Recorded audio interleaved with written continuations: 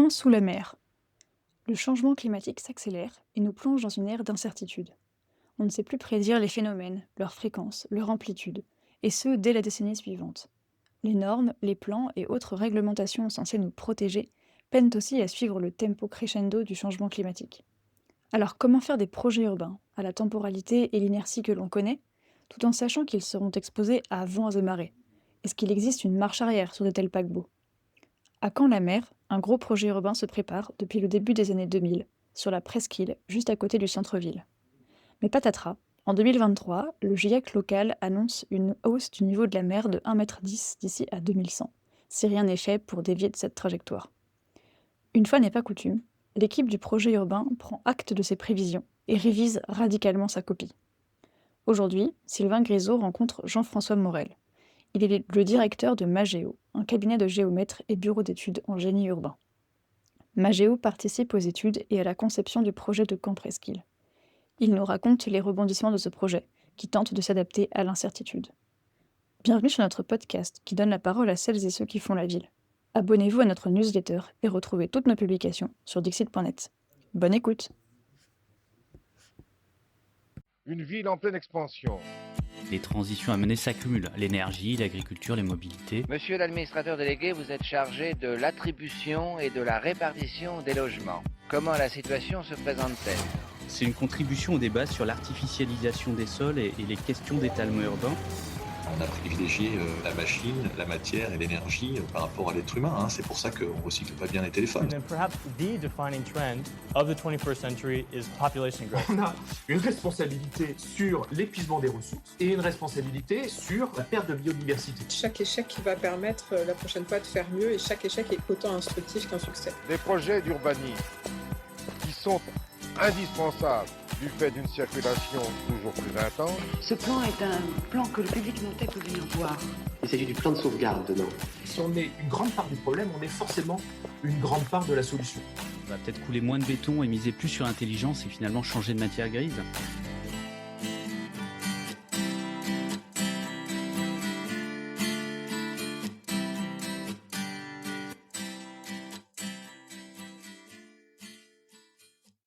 Jean-François Morel, bonjour.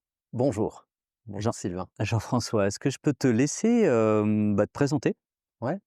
Nous dire d'où tu parles en fait. Ok. Écoute, Jean-François Morel, je suis directeur d'un cabinet de géomètres et bureau d'études génie urbain qui s'appelle Magéo. Donc moi, je suis géomètre expert de formation et ça fait 30 ans que je travaille dans la maîtrise d'œuvre du génie urbain à plein d'échelles différentes, la très grande échelle et la maîtrise d'œuvre de réalisation des projets urbains. On est chez Magéo un partenaire de conception de petits et grands projets urbains à l'échelle nationale.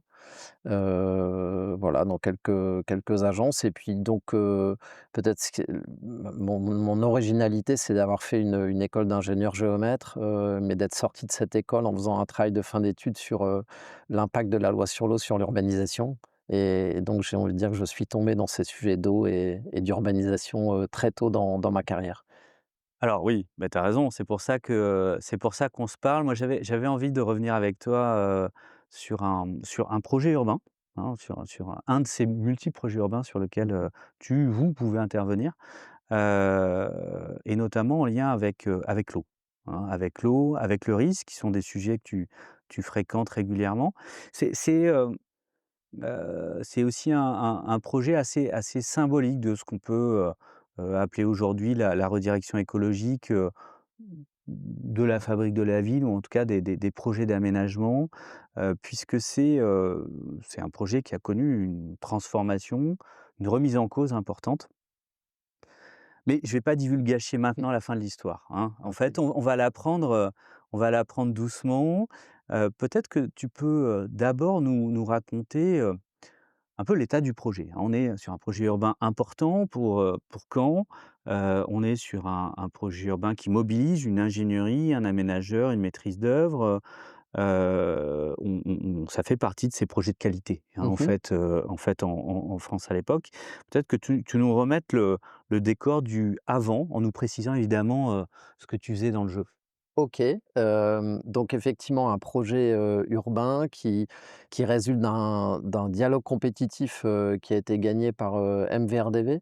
Et donc, pour une SPL qui s'appelle la SPL Caen Presqu'île, et donc on est sur la presqu'île de Caen. La presqu'île de Caen, c'est cet espace, industriel, anciennement portuaire, qui se situe entre la rivière de l'Orne et le canal, de l'Orne, à proximité immédiate du centre-ville de l'Orne, du centre-ville de Caen, pardon.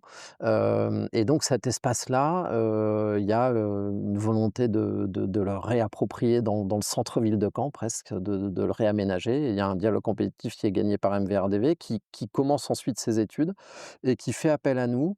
On n'était pas dans l'équipe, de départ, mais qui fait appel à nous parce qu'on arrive avec cette spécialité, d'un bureau d'études qui est capable d'intégrer, le risque comme une valeur de la conception urbaine, voilà, dans les projets, le risque naturel. Donc un projet visible, central. Central. On est clairement sur un projet de renouvellement urbain comme il y en a Renouvellement eu une urbain à série comme 100%, ça et ouais. qui, à l'échelle de Caen, est, signifiant, hein. Ouais. On est sur On un est projet important. sur alors l'ensemble de la presqu'île, c'est plusieurs projets urbains, mais celui sur lequel on est appelé ensuite avec MVRDV, c'est la partie cannaise de cette presqu'île de Caen qui fait, 35 hectares, 2 500 logements, des équipements, un tramway qui doit le traverser, des aménagements, portuaires, plus de loisirs, qui viennent, donc voilà un projet d'envergure, mixte, avec de l'activité qui est conservée également. Et avec cette particularité du plan guide d'MVRDV qui est le de garder les traces et donc en gros de construire, en conservant, les traces de l'existant et donc en conservant les espaces publics existants. Donc un projet qui est déjà, j'ai envie de dire un peu avant-gardiste sur la question de la sobriété, il y a 15 ans, et qui est un projet en zone inondable et en zone, soumis au risque de submersion marine. Voilà, on a les 2 parce qu'on n'a peut-être pas cette image-là. Caen est 15 kilomètres à l'intérieur des terres, mais Caen est soumis par sa rivière et par son canal à la submersion marine le jour où on a, des tempêtes et des grandes marées. Et puis Caen et puis la presqu'île de Caen est soumis, à la crue de l'Orne, avec un débordement potentiel de l'Orne, sur les terrains. Alors c'est une relativement faible, il y a entre 50 centimètres et 1 mètre d'eau, mais voilà, il y a 50 centimètres à 1 mètre d'eau avec la volonté de conserver l'existant sur la partie des espaces publics existants et donc on ne change pas le nivellement de ce terrain. Donc c'est un risque connu, enfin des risques connus Oui. en fait, Ouais. ils viennent se cumuler, connus et un projet urbain qui en prend acte. Oui. Comment on gère, cette question-là? Ouais. C'est-à-dire, comment on a un projet urbain, qui vient se tisser sur ce lieu-là, mais qui, Ouais. propose un quartier Ouais. qui va rester viable, vivable, y compris, pendant ces événements-là? Alors ce qui est étonnant, c'est que c'est un risque connu, mais quand on arrive, c'est un risque qui est un petit peu nié déjà.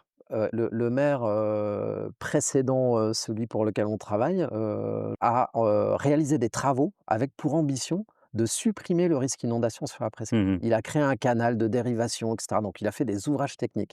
Et là, il y a une première bataille qui est pas la nôtre, hein, qui est celle de l'État pour expliquer, au maire, qui est de dire: «Ben, OK, d'accord, ces travaux baissent le risque, mais il n'empêche que vous êtes quand même dans le limageur d'un cours d'eau, que vous le vouliez ou non, nous, la presqu'île, c'est le limageur de la rivière et en plus, il y a cette nouveauté qui arrive il y a 15 ans, qui est la submersion marine qu'on regardait pas beaucoup avant et donc il y a une multitude de risques qui arrivent. Et on a un troisième élément fondamental dans les décisions de projet qui se prendront après, c'est la question de la pollution des sols. En gros, c'est un sol qui est complètement anthropique, pollué quasiment partout de façon, alors avec des densités ou des échelles de pollution différents, mais de façon un peu hétérogène et de toute façon, le sol en place est un sol dur quoi, Mmh complexe à mh. gérer.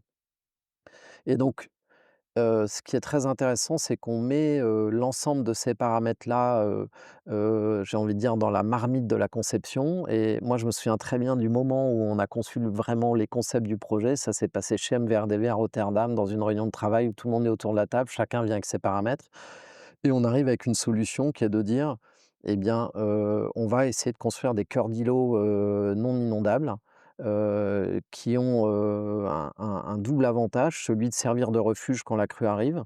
On sait que c'est une crue qui dure pas très longtemps parce que grâce à l'effet des marées, l'eau va descendre assez vite. Donc on sait que l'eau est pas longtemps très présente sur et pas présente trop longtemps sur le site, pardon et donc cette notion de refuge peut fonctionner sur des temps courts.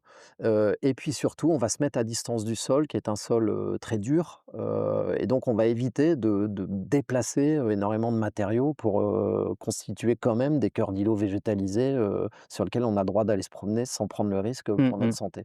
Voilà, donc on a un peu cette logique de double niveau, cœur d'îlot surélevé, espace public conservé au niveau de l'existant. Et puis, on ressort donc quasiment avec, une coupe et un schéma de ce workshop et tout découle ensuite de là, avec évidemment, des simulations hydrauliques et cetera qui vont permettre de montrer que cette transparence fonctionne, et cetera. Donc la particularité, c'est que oui, les travaux qui ont été réalisés par le maire précédent, effectivement, en théorie, empêchent l'eau de venir sur site. Mais la demande, et on le sait, c'est que quand on est derrière une petite digue, par exemple, on doit faire comme si l'eau était présente parce qu'un jour la digue peut casser. Un jour, il peut y avoir une crue 110 ans. Elle est un peu au-dessus de la crue de 100 ans et ça débordera quand même. Il faut se préparer à des événements imprévus, un peu supérieurs à ceux qu'on a imaginés. C'est notre conception. Elle est très souple et on peut jouer sur ces niveaux de rez-de-chaussée pour se mettre hors d'eau de façon très simple.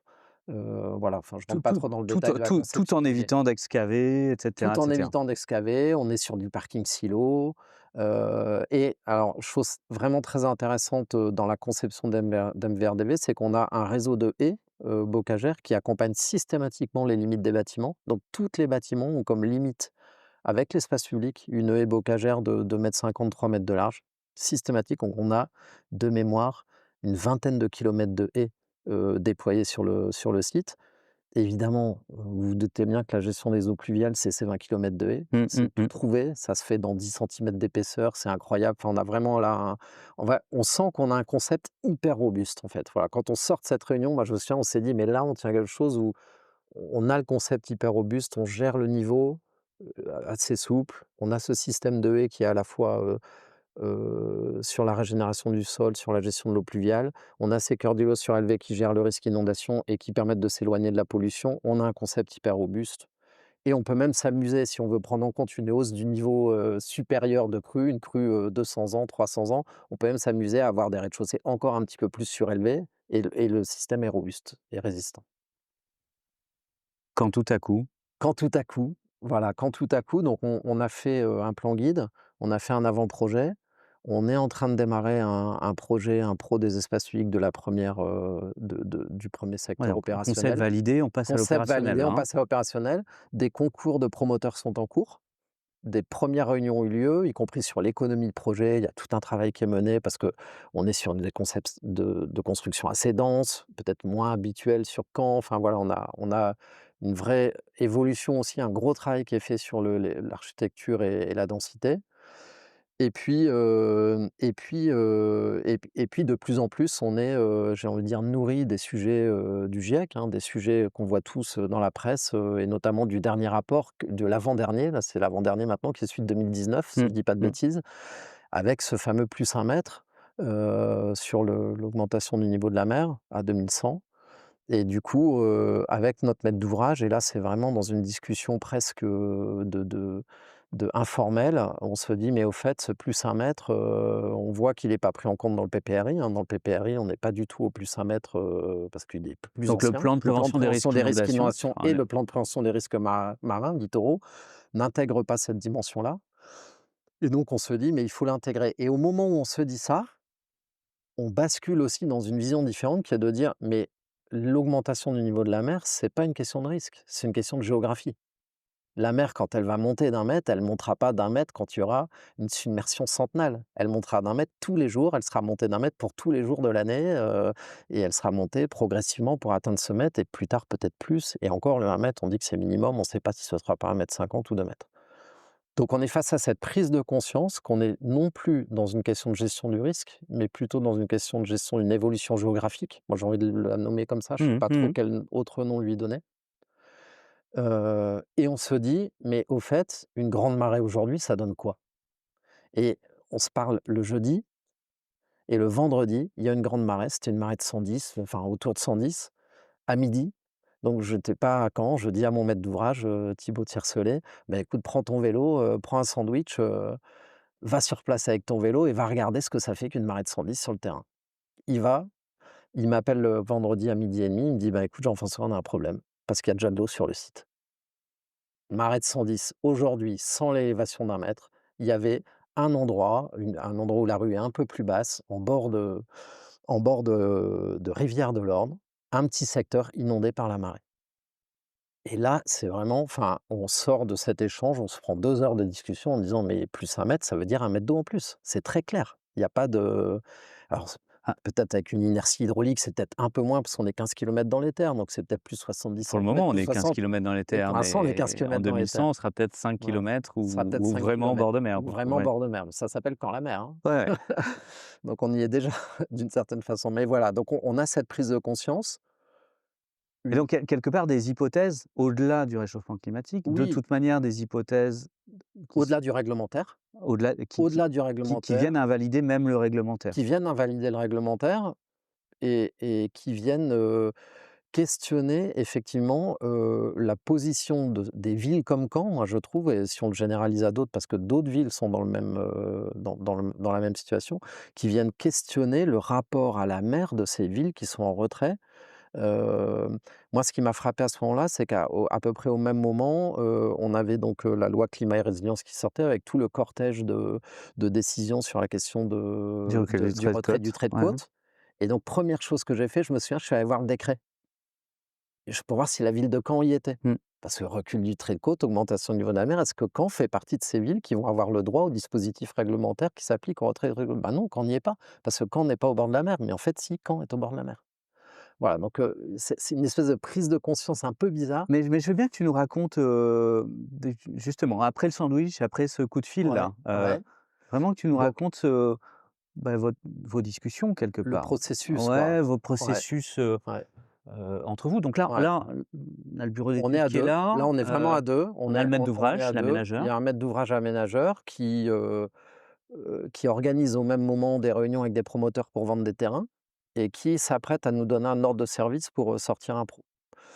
Et donc on temporise quelques jours et puis on se dit: «OK, comment on peut vraiment, mesurer de quoi on est en train de parler de façon simple?» Parce qu'en fait, évidemment qu'on va pas lancer maintenant une étude hydraulique, incroyable, de simulation, d'augmentation du niveau de Oui, la oui. mer et d'impact. Oui, la Il faut question c'est pouvoir est-ce que prendre une c'est vraiment décision sérieux, quoi? simple. Ouais. Est-ce que c'est vraiment sérieux ou pas?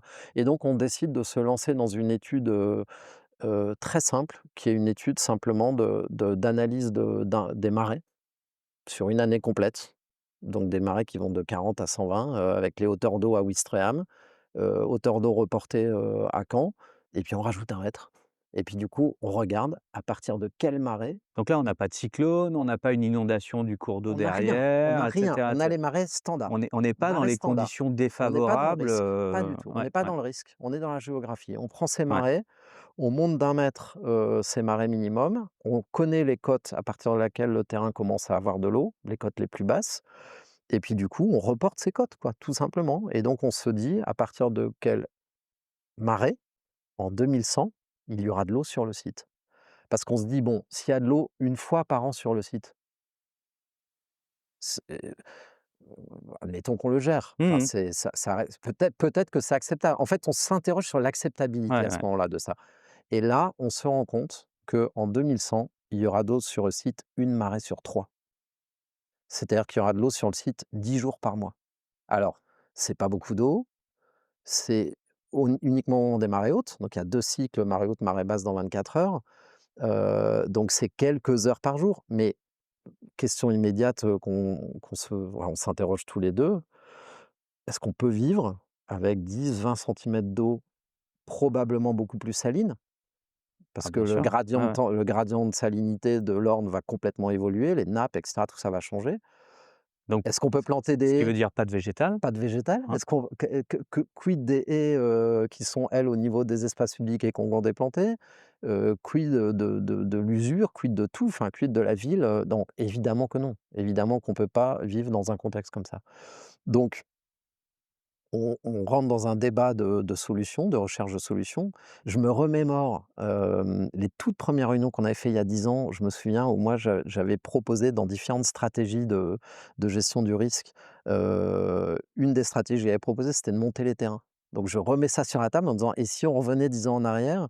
Parce qu'on est dans un contexte où finalement, certes, on est une zone inondable, certes, donc on est une zone d'expansion de crue, mais en réalité, on est une zone d'expansion de crue qui n'est jamais fonctionnelle puisqu'elle est protégée par des digues et par un ouvrage, donc la réalité, c'est que l'Orne ne fonctionne plus avec cette zone d'expansion de crue. Donc l'idée de remblayer d'1 mètre tout ça, après tout, d'1,50 m, mais tout de suite, on se dit: «Mais de combien?» Ouais. De 50 centimètres, d'1 mètre, d'1,50 m, on s'arrête où? Et ensuite, de toute façon, à l'époque, l'État avait été clair et là, le dogme réglementaire est clair. Qu'on soit ou pas protégé par des ouvrages, à partir du moment où on est derrière des ouvrages et que potentiellement on est soumis au risque d'inondation, on est une zone d'expansion de crue. Donc on ne peut pas rembayer, point, terminé. C'est un voilà. Donc du coup, on abandonne cette solution, on n'y revient pas et puis moi, je commence à mettre sur la table l'idée que, quand on a regardé les cartes, une partie du centre-ville de Caen sera dans la même situation, historique. Donc je suggère à mon maître d'ouvrage de dire mais que ça dépasse la question de notre projet. Et donc, après tout, enfin, si je devais le qualifier mal, je dirais on n'est pas à 2 000 logements près, de toute façon, il y en aura plein d'autres. Il faudra bien trouver une Ouais, ouais, ouais. solution.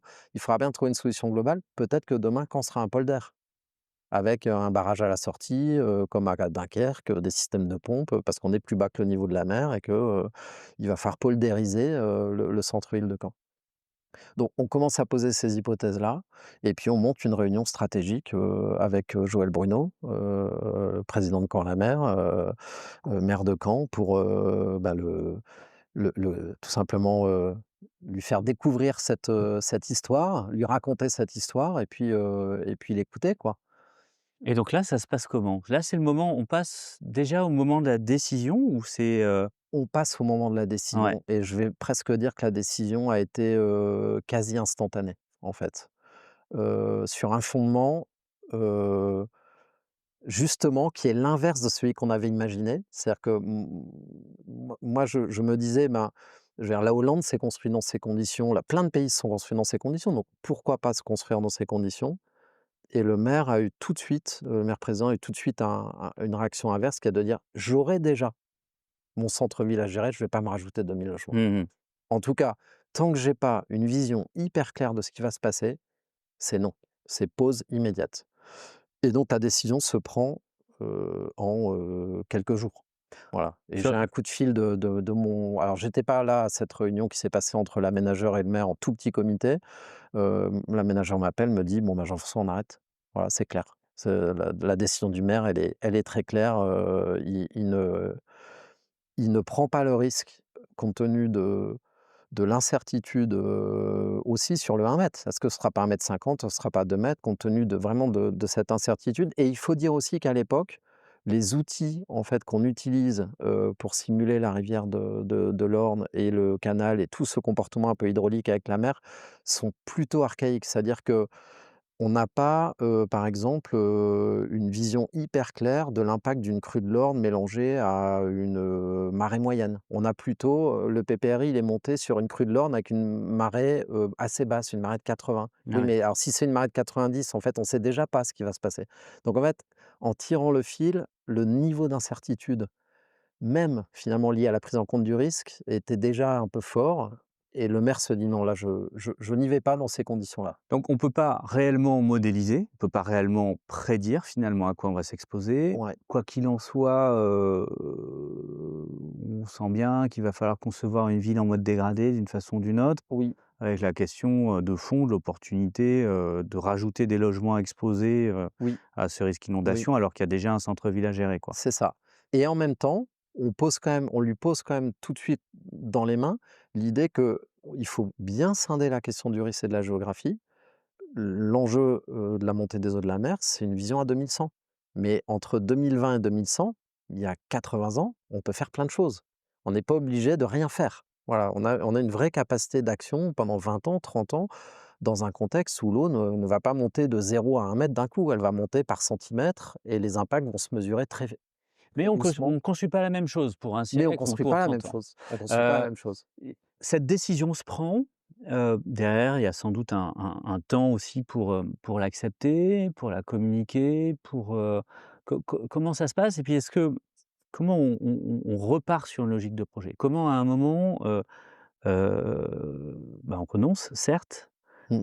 Mais derrière, on refait projet, mais différemment. Ouais, bah, assez vite, moi je dirais que c'est la 1re peur, c'est assez étonnant. J'ai presque envie de dire qu'elle vient du côté de notre maître d'ouvrage, qui se dit: «Mais SPL Camp Presqu'île, hein, monoprojet». Ouais. Donc lui, en faisant prendre cette décision, il vient de tirer, enfin voilà, il vient de tout d'un coup d'arrêter le seul projet qu'il a dans les mains. Donc lui on se projette assez vite et en fait, on est assez rapidement, moi je dirais enthousiaste à l'idée d'inventer un modèle pour 30 ans. En fait, on se dit: «Mais là, il y a un truc vraiment chouette à inventer».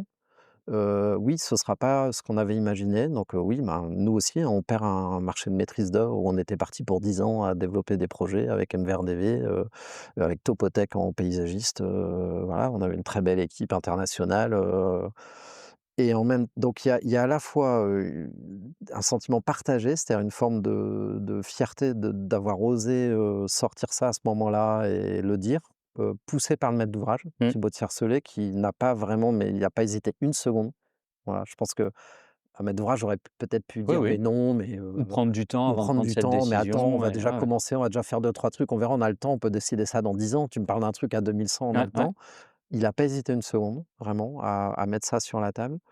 Donc un peu cette fierté quand même d'avoir, su mettre ça, sur la table de cette façon-là et puis un peu d'enthousiasme de se dire: «Mais on peut faire autre chose pendant 30 ans en fait». Faut pas complètement, dire qu'il va rien se passer, voilà, donc je trouve qu'on rebondit assez vite en fait. Moi j'ai le sentiment que ça rebondit assez vite, et Joël Bruno, la décision qu'il prend aussi, c'est il informe l'État. Alors l'État a priori, je suis pas là pour, j'étais pas là, hein, mais est plutôt surpris parce qu'en fait, on prend une décision, on s'interdit à nous-mêmes quelque chose qui n'est pas réglementaire. L'État, il a l'habitude plutôt qu'on lutte pour, qu'on lutte Oui, pour, oui, tant que le tant que le droit est règlement est pas ouais, ouais, respecté, vous avez tant rien à dire, on fait. Et tant que là, c'est on pas lui dit, sec. voilà, et avec l'État, il décide de lancer une étude hydraulique à l'échelle de la vallée, que je trouve très int il se donne 2 ans.